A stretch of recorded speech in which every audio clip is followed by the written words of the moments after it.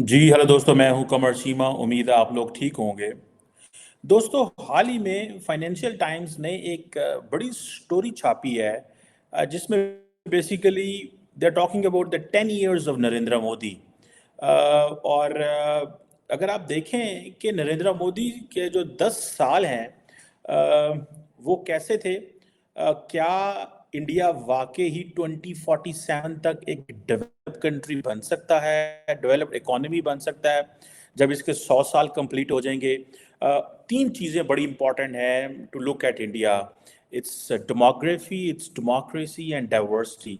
In terms of democracy and diversity, ये तीनों different indicators हैं। जिसे वो कहते हैं ना कि ये एक जिसे कह लें कि it is going to either, जिसे वो कहते हैं ना, making so much impact in the region, और it will come under fire in case there is a war in the region.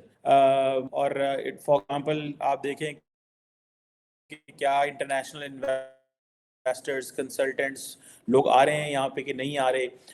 क्या दुनिया इंडिया को as a China plus one के तौर पे देख रही है। कहा जाता है कि India is emerging as a fastest growing big economy. So ये बड़े इंपॉर्टेंट जिसे वो कहते हैं ना फैक्टर्स हैं टू जस्ट सी। और इस हवाले से देखा जाए तो जैसे हमने बात की कि डेमोग्राफी, डेमोक्रेसी एंड डाइवर्सिटी, मेरा ख्याल है demography and democracy and diversity में जो डेमोग्राफी है is in India's favour. Democracy के बारे में कहा जाता है it's an illiberal democracy, and diversity के हवाले से there are challenges for India in terms के क्या वाकई जो माइनॉरिटीज़ हैं या बाकी जो जिसे कहते हैं ना Hindu majoritarian India is coming in a shape. ये बड़े अहम क्वेश्चन हैं जिससे मैं समझता हूँ कि we have to look at, जिसे वो कहते हैं ना कि अब इंडिया की अगर इकोनॉमी देखी जाए तो लार्जली कहा जाता है कि it is coming in the major या डेवलपिंग बड़ी इकोनॉमीज़ के अंदर आता है।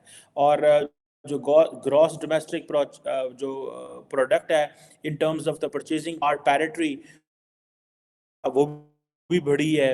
और अभी आप देखें कि एक एक बड़े पैमाने पे जैसे फॉर एग्जांपल डेवलपमेंट तो इंडिया में इकोनॉमी के सेंस में हो रही है। फॉर एग्जांपल अगर आप जीडीपी पे देखें, जैसे हम कल भी बात कर रहे थे, तो कहीं जो आईएमएफ है उसने प्रोडिक्ट किया है कि ये कुछ 6.7 के करीब जो है वो जाएगी। अब देखना ये है कि जो इंडिया के अंदर क्या पावर्टी बढ़ी है या कम हुई है। टेक्निकली इंडिया के अंदर जो पावर्टी है वो कम हुई है। लेकिन फॉर एग्जांपल अगर जो इंटरनेशनल पावर्टी लाइन है $2 या $2.15 अ डे, जो परचेजिंग पावर पैरिटरी में देखा जाए तो इंडिया के अंदर जो पावर्टी है वो कम हुई है। पहले 2015 में जब नरेंद्र मोदी आए थे तो पावर्टी वाज अराउंड 20%, लेकिन अब वो कम होके कोई 13 पे आ गई है। सो ये एक बड़ा जिसे कहते हैं ना इंडिकेटर है। लेकिन remember one thing, the challenge in India is that there is no data available at bigger scale. There is a data, but there is not a reliable data. ठीक है जी। अब जैसे मैंने आपको पहले कहा कि 18-19% पे पावर्टी थी, जो कि कम होकर 12% पे आ गई है। This is what the world bank data कहता है।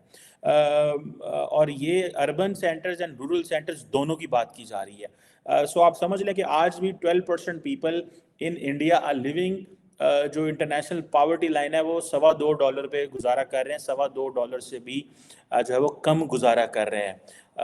और बहुत सारी वेलफेयर स्कीम्स हैं इंडिया के अंदर जो की जाती हैं। टेक्नोलॉजी के हवाले से देखा जाए तो बहुत सारी हैं। डिजिटल आईडी सिस्टम है, आधार है, बहुत कुछ है। और लेकिन इंडिया की जो मिडिल क्लास है, विच इंडिकेटर्स इज इम्पोर्टेंट, कहा जाता है ये फास्टेस्ट ग्रोइंग इनकम ग्रुप है। इंडिया की जो मिडिल क्लास है फास्टेस्ट ग्रोइंग मिडिल ग्रुप है। और दैट टेल्स द स्टोरी के चीज़ें जो हैं वो बड़ी तेज़ी से बढ़ रही हैं। 2014 में और 2023 में अगर देखा जाए तो there is a lot of difference. ठीक है, in terms of middle class जो है इंडिया के अंदर वो तकरीबन इस वक्त 35 प्लस से ज़्यादा है। ठीक है जी। रिच जो है इंडिया के अंदर, जो आप समझ के 7-8% के करीब हैं जो फुली सुपर रिच के नाम से हैं, जो एस्पायर करते हैं टू बी रिच, जिनकी not not sorry 3 million, rich means that almost जिनकी इनकम 3 मिलियन से ज़्यादा है, ठीक है, वो 7-8% के करीब है। जो मिडिल इनकम है, जिनकी इनकम जो है वो 5 लाख से तकरीबन 30 लाख के करीब है, वो कुछ 35% लोग हैं। जिन लोगों की इनकम 1.25 लाख से 5 लाख के करीब है, वो कोई 45% के करीब है। And then those who has income जिनकी 1.25 लाख से कम है, वो कोई 10% लोग हैं। So there is a different data in front of us. बहुत सारे लोग कहते हैं कि ये जो डाटा है जिसे वो कहते हैं ना रिलायबल नहीं है, लेकिन मेजॉरिटी जो डाटा है, जो डिस्कशन है, जो डाटा अवेलेबल है, वो क्योंकि बहुत सारे वर्ल्ड बैंक, IMF, बाहर की जो डोनर एजेंसीज हैं, वो खुद डाटा अपना करवाती हैं, डाटा इकट्ठा करती हैं, so they that is reliable as well.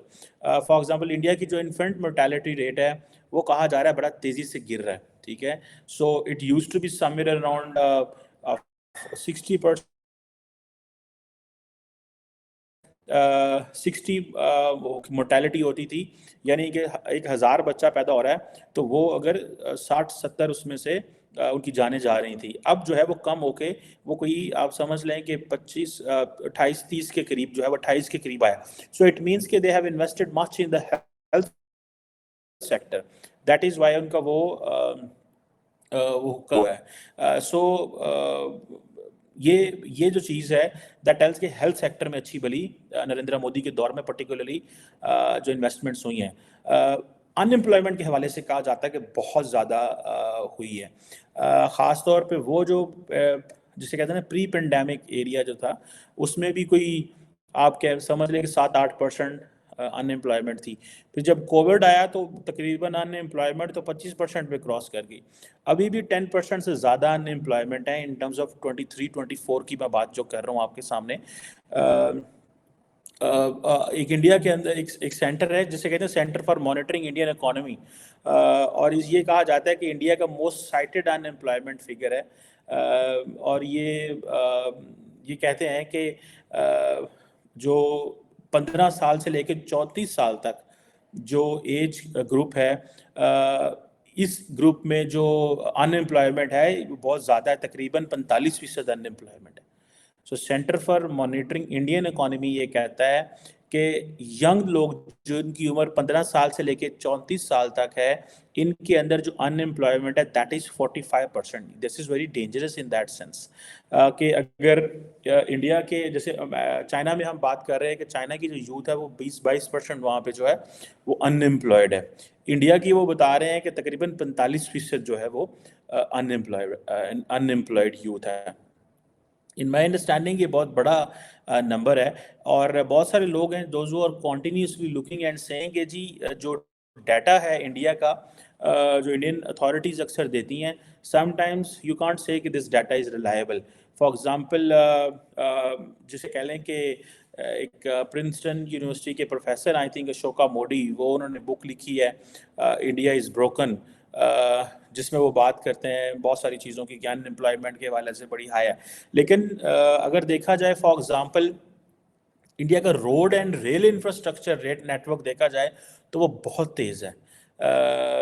बड़ी तेज़ी से जो रोड रेलवे इंफ्रास्ट्रक्चर इंडिया का बढ़ रहा है, और उसके ऊपर उन्होंने काफ़ी ज़्यादा पैसा लगाया है। और इसीलिए कहा जाता है कि जो रोड इंफ्रास्ट्रक्चर है, रेल इंफ्रास्ट्रक्चर है, that will be the economic engine. India कहा जाता है कि उसको 5 ट्रिलियन या 1.7% ऑफ द GDP जो है वो रोल एंड रेड इंफ्रास्ट्रक्चर पे लगा रहा है, ठीक है जी। और ये बहुत बड़ा नंबर है। ये इसको कम ये पैसा नहीं है कि अगर आप 5 ट्रिलियन रुपीज़ कर रहे हैं, लगा रहे हैं, तो ये बड़ा नंबर है। और ये वही डाटा जो सेंटर फॉर जिसको जो जिसके बारे में आपको पहले बताया था, centre for monitoring Indian economy, ये उसके स्टैटिस्टिक्स हैं। सो रोल रेड इंफ्रास्ट्रक्चर इसके ऊपर काफ़ी ज़्यादा जो है वो इन्वेस्टमेंट हो रही है। और क्योंकि इंडिया ने एक काम ये किया है कि इंडिया के अंदर इंटरनेट एंड फ़ोन कनेक्टिविटी बहुत ज़्यादा है, ठीक है। सो इंडिया के तकरीबन 60% इफ़ आई वुड से कि इंडिया के अंदर जो स्मार्टफोन्स हैं वो तकरीबन 66% लोगों के पास, ठीक है जी, बाय 2020। और इंटरनेट जो है वो तकरीबन 47% लोगों के पास। ये जो सोर्स मैं आपको दे रहा हूँ, this is IMF insider intelligence का सोर्स है ये मैं अपनी तरफ से कोई नहीं घड़ रहा, या मैं अपनी तरफ से कुछ नहीं बता रहा, लेकिन बहुत ज़्यादा 66% स्मार्टफोन्स हैं, बहुत बड़ी नंबर है। तो आप देख लें कि अगर 66% हैं तो 1.4 बिलियन की पॉपुलेशन है, तो कुछ 700-800 मिलियन लोग तो स्मार्टफोन यूज़ कर रहे हैं, तो कितनी बड़ी आबादी है। पाकिस्तान से 3-4 गुना ज़्यादा इंटरनेट अगर 700 मिलियन लोग यूज़ कर रहे हैं, तो आप इमेजिन कर लें कितना बड़ा ये नेटवर्क है। और फिर आपको पता है वो जो आधार सिस्टम है डिजिटल आईडी का, वो कांग्रेस की गवर्नमेंट में शुरू हुआ था, लेकिन उसको जो ज़्यादा अहमियत और वो सारा किया वो नरेंद्र मोदी के दौर में हुआ है। So it's a big number in terms of internet connectivity and in terms of ये जो सारा है, ठीक है जी। ऑन दी अदर हैंड अगर आप देखें कि इंडिया के अंदर जो रिसर्च एंड डेवलपमेंट के ऊपर कहा जा रहा है कि पैसा बड़ा कम लग रहा है, R&D जिसे बोलते हैं। अभी फॉर एग्जांपल जो इंडिया का डाटा है वो that's not encouraging, this is 0.65% of the GDP। जब नरेंद्र मोदी आए थे 2014 में तो it was 0.7% of the GDP। So इन्होंने इम्प्रूव किया लेकिन इतना ज़्यादा नहीं है। So it means that they are not going for any innovations. R&D का ये मतलब होता है ना।